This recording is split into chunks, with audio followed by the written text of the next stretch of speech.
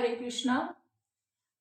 आज हम कल जो एकादशी आ रही है जिसका नाम है सफला एकादशी, जो कि पोष मास में, जिसको पो का महीना भी बोलते हैं, जो दिसंबर में 13 दिसंबर से स्टार्ट हो जाता है, तो उसमें कल कृष्ण पक्ष की जो एकादशी आ रही है जिसका नाम है सफला एकादशी, तो हम उसका महात्म्य जानने लगे हैं। आइए देखते हैं कि इसके पीछे क्या कहानी छिपी है, क्यों हमें एकादशी व्रत करना चाहिए। और एकादशी व्रत सुबह से स्टार्ट हो जाता है और नेक्स्ट डे द्वादशी को इसका पारण हमें करना चाहिए। युधिष्ठिर ने पूछा, स्वामी, पौष मास के कृष्ण पक्ष में जो एकादशी होती है उसका क्या नाम है, उसके पालन की क्या विधि है तथा उसमें किस देवता की पूजा की जाती है, कृपया अब यह बताइए। भगवान श्री कृष्ण ने कहा, राजेंद्र, महान दान एवं दक्षिणा वाले यज्ञों से भी मुझे उतना संतोष नहीं होता जितना एकादशी व्रत के अनुष्ठान से होता है। इसलिए सर्वथा प्रयत्न करके एकादशी का व्रत करना चाहिए। पौष मास के कृष्ण पक्ष में सफला नाम की एकादशी होती है। उस दिन पूर्वोक्त विधान से ही विधि पूर्वक भगवान नारायण की पूजा करनी चाहिए। एकादशी कल्याण करने वाली है, अतः इसका व्रत अवश्य ही करना चाहिए। जैसे नागों में शेषनाग, पक्षियों में गरुड़, देवताओं में विष्णु तथा मनुष्यों में ब्राह्मण श्रेष्ठ हैं, उसी प्रकार संपूर्ण व्रतों में एकादशी तिथि का व्रत श्रेष्ठ है। राजन, सफला एकादशी को नाम मंत्रों का उच्चारण करके फलों के द्वारा श्री हरि का पूजन करें।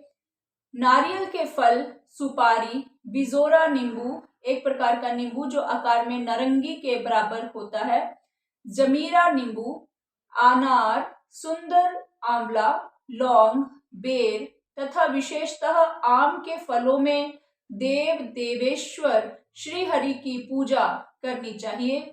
इसी प्रकार धूप दीप से भी भगवान की अर्चना करें। सफला एकादशी को विशेष रूप से दीप दान करने का विधान है। रात को वैष्णव पुरुषों के साथ जागरण कीर्तन करना चाहिए। जागरण करने वाले को जिस फल की प्राप्ति होती है वह हजारों वर्ष तपस्या करने से भी नहीं मिलता। राजन, अब सफला एकादशी की शुभ कारिणी कथा सुनो।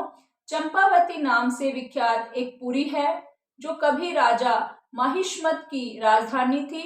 राजऋषि माहिष्मत के 5 पुत्र थे। उनमें जो ज्येष्ठ था वह सदा पाप कर्म में ही लगा रहता था। वह पर स्त्रीगामी और वेश्यासक्त था। उसने पिता के धन को पाप कर्म में ही खर्च किया। वह सदा दुराचार परायण तथा ब्राह्मणों का निंदक था। वह वैष्णवों और देवताओं की भी हमेशा निंदा किया करता था। अपने पुत्र को ऐसा पापाचारी देखकर राजा माहिष्मत ने उनका नाम लुम्बक रख दिया। फिर पिता और भाइयों ने मिलकर उसे राज्य से बाहर निकाल दिया। लुम्बक उस नगर से निकलकर गहन वन में चला गया। वहीं रहकर उस पापी ने प्राय समूचे नगर का धन लूट लिया। एक दिन जब वह चोरी करने के लिए नगर में आया तो रात में पहरा देने वाले सिपाहियों ने उसे पकड़ लिया, किंतु जब उसने अपने को राजा माहिष्मत का पुत्र बतलाया तो सिपाहियों ने उसे छोड़ दिया। फिर वह पापी वन में लौट आया और प्रतिदिन मांस तथा वृक्षों के फल खाकर जीवन निर्वाह करने लगा। उस दुष्ट का विश्राम स्थान एक पीपल वृक्ष के निकट था। वह पीपल वृक्ष वर्षों पुराना था। उस वन में वह वृक्ष एक महान देवता माना जाता था। पाप बुद्धि लुम्बक वही निवास करता था। बहुत दिनों के पश्चात एक दिन किसी संचित पुण्य के प्रभाव से उसके द्वारा एकादशी के व्रत का पालन हो गया। पौष मास में कृष्ण पक्ष की दशमी के दिन पापिष्ठ लुम्बक ने वृक्षों के फल खाए और वस्त्रहीन होने के कारण रात भर जाड़े का कष्ट भोगा। उस समय ना तो उसे नींद आई और ना ही आराम मिला। वह निष्प्राण सा हो रहा था। सूर्य उदय होने पर भी उस पापी को होश नहीं आया। सफला एकादशी के दिन भी लुम्बक बेहोश पड़ा रहा। दोपहर होने पर उसे फिर चेतना प्राप्त हुई। तत्पश्चात इधर उधर दृष्टि डालकर वह आसन से उठा और लंगड़े की भांति पैरों के बार बार लड़खड़ाता हुआ वन के भीतर गया।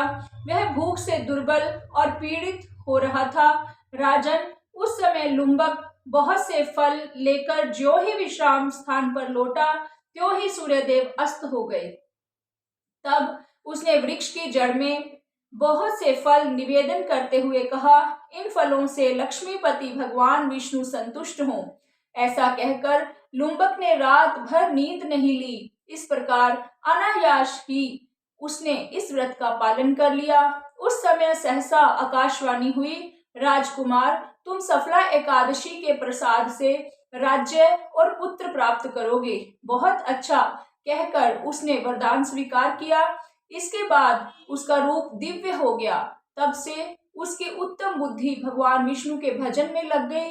दिव्य आभूषणों की शोभा से संपन्न होकर उसने अकंटक राज्य प्राप्त किया और 15 वर्षों तक वह उसका संचालन करता रहा। उस समय भगवान श्री कृष्ण की कृपा से उसके मनोज्ञ नाम का पुत्र उत्पन्न हुआ।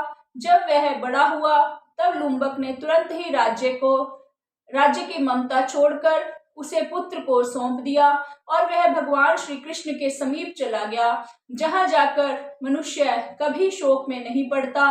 राजन, इस प्रकार जो सफला एकादशी का उत्तम व्रत करता है वह इस लोक में सुख भोग कर मरने के पश्चात मोक्ष को प्राप्त होता है।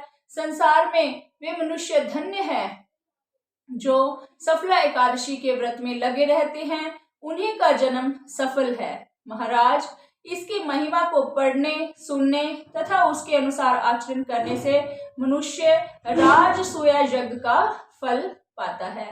तो कल 19 तारीख को सफला एकादशी है। आप सभी जरूर सफला एकादशी का व्रत करें और 20 तारीख को इसका पारण करें। 20 तारीख को सुबह 8:15 बजे से 10 बजे तक आप इसका पारण कर सकते हैं। धन्यवाद। हरे कृष्णा। और कल 25 माला हरे कृष्ण कृष्ण कृष्ण हरे हरे, हरे राम राम राम हरे हरे, इस मंत्र का जप भी अवश्य करें। धन्यवाद।